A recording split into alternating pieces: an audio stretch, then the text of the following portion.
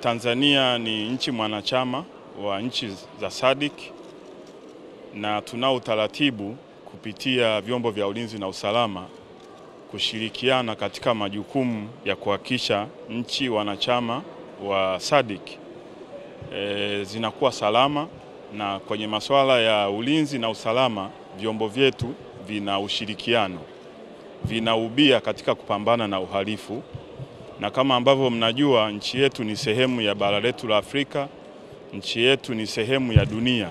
Kwa hiyo uhalifu hauna mipaka. Mhalifu kutoka nchi fulani anaweza akashirikiana na mhalifu wa hapa. Kwa hiyo tunaimarisha ushirikiano kupambana na uhalifu ndani ya nchi za SADC, ndani ya bara la Afrika na duniani.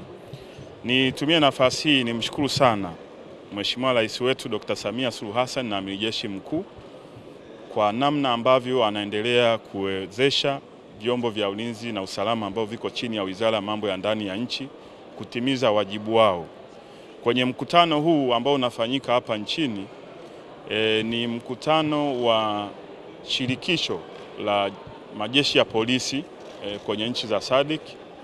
Nimpongeze IGP wetu Camillus Wambura, yeye ndiye mwenyekiti wa IGPs wa nchi za SADC, na leo hii tumeshuhudia akikabidhi kijiti hicho kwa mwenzake IGP upande wa Malawi, na kabla ya Tanzania mwenyekiti alikuwa Zambia. Mmemwona IGP yupo.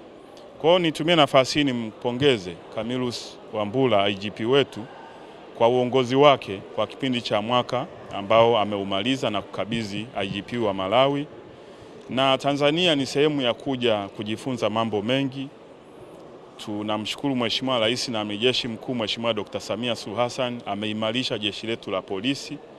Lina vifaa vya kisasa, lina vitendea kazi, na askari na maafisa wako timamu katika kuhakikisha ulinzi wa usalama wa raia wetu pamoja na mali zao muda wote, usiku na mchana. Nchi yetu inaendelea kuwa salama na ya amani.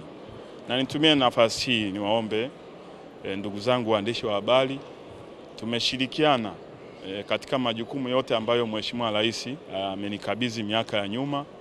Mmekuwa sehemu ya utendaji kazi wetu wa serikali. Niendelee kuwaomba muendelee kushirikiana na serikali na muendelee kuwakumbusha Watanzania kwamba amani ni tunu ambayo waasisi wa taifa letu wametuachia, na ulinzi wa taifa letu ni jukumu la kila Mtanzania. Na pia nyinyi kama waandishi wa habari mnaweza mkafanya investigative journalism, kuangalia nchi ambazo zimekosa amani, namna ambavyo wananchi wao wanapata tabu na wanaiona Tanzania kama kisiwa cha amani. Tungekuwa tunawapa takwimu upande wa idara ya uhamiaji, watu wanaoomba kuja Tanzania kwa sababu ya amani na usalama tulionao ni maelfu kutoka nchi za jirani ambazo zina machafuko. Watu wanaoomba uraia kutajinisiwa kama Watanzania ni maelfu. Sasa sisi ambao Mwenyezi Mungu ametujalia hii ni nchi yetu, ningependa kuendelea kuwakumbusha tuendelee kuilinda nchi yetu kwa wivu na uzalendo mkubwa, kwa sababu mama Tanzania ndo huyu, hatuna mwingine. Unaona hata mataifa mengine yamefika mahali wanawaambia watu warudi kwao katika namna ambayo ni ya kudhalilisha. Sasa kwetu ni hapa, hatuna pengine, na kila Mtanzania nitoe wito kuendelea kuwa sehemu ya ulinzi wa nchi yetu. Swala la uhalifu mitandaoni ni changamoto kubwa hapa nchini, lakini kwenye nchi za SADC. Kwa hiyo nimetoa wito kwa IGP wetu kama mwenyekiti na kwa kushirikiana na IGP walioko hapa kuendelea kushirikiana chini ya mwamvuli wa Interpol na kuendelea kutumia mwamvuli huu wa mashirikisho la majeshi ya polisi ndani ya SADC kuhakikisha masuala ya uhalifu mitandaoni. Tunakuwa tuna mifumo ya online patrol, yani kama tunavyo patrol barabara, unaona highway patrol Land Cruiser, sasa hivi tumewekeza vya kutosha kuhakikisha uhalifu unaofanyika mitandaoni muda wowote kunakuwa kuna surveillance, yani watu wako wana monitor mitandao kuhakikisha wizi wa kifedha wa mitandao, matumizi mabaya ya maudhui kinyume na sheria, watu hawa wanachukuliwa hatua kwa mujibu wa sheria.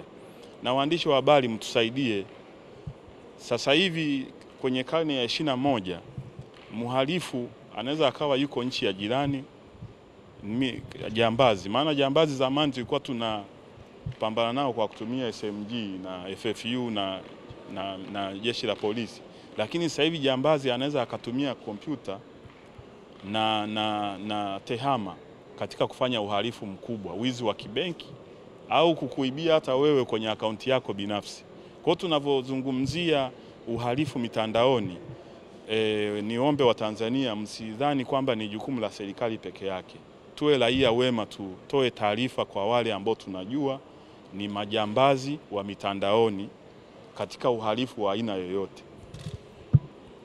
Jambo la pili, biashara haramu ya binadamu ni changamoto kubwa, na ni wa encourage waandishi wa habari, fanyeni investigative journalism, kubainisha mtandao wa watu wanaohusika na usafirishaji haramu wa binadamu, mtupe taarifa tuweze kuchukua hatua, kwa sababu tunao ndugu zetu wa Tanzania wenzetu kupitia mitandao hii. Unakuta anarubuniwa, anatoka hapa kwa ahadi kwamba anaenda nchi fulani atapata maisha mazuri, akifika kule yani wanaishi maisha sawa na utumwani. Kwa hiyo niwaombe sana waandishi wa habari, na nyinyi muwe ni sehemu ya kusaidia vyombo vyetu vya usalama kubainisha mitandao hii ya usafirishaji haramu wa binadamu ili tuweze kuchukua hatua. Tusiache jeshi la polisi peke yake na vyombo vya usalama kushughulika na hili. Mkifanya utafiti mtajua changamoto hii ni kubwa, na sisi upande wa serikali tunaendelea kupambana nayo, lakini kama mnavyofahamu ndugu zetu wako huko mtaani, wanaorubuniwa wako huko mtaani, na nyinyi katika pitapita zenu katika kutafuta habari, jambo hili pia naomba mlimulike, mshirikiane na serikali, tuhakikishe kwamba usafirishaji haramu au biashara haramu ya binadamu tunaitokomeza nchini kwetu. Na kwa kutumia hii shirikisho naamini tunaweza tukafanikiwa. Lakini mambo mengine, wizi wa magari, wizi wa simu, na nimpongeze IGP kwa kazi nzuri ambayo anaifanya.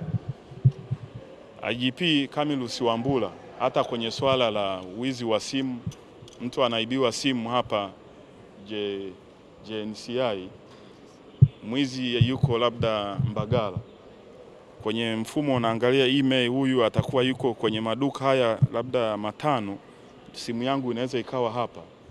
Tumejipanga kushirikiana na TCRA kuhakikisha Watanzania wanapoibiwa smartphones, mifumo ya jeshi la polisi kwa kushirikiana na TCRA tunawakamata wale wahalifu kwa kutumia teknolojia.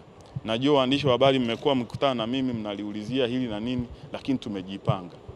Jeshi la polisi na TCRA kupitia mifumo yetu ya kitehama tutaendelea kutrace wezi wa simu, na changamoto ambayo labda nitumie nafasi hii kuwaeleza, wezi wa simu wakati mwingine wakiiba simu wanaigawa vipande vipande, alafu wanaenda kuuza kama spare. Sasa inapotokea hapo, ikiwa imesha sambaratishwa kidogo, ufuatiliaji wake unakuwa mgumu.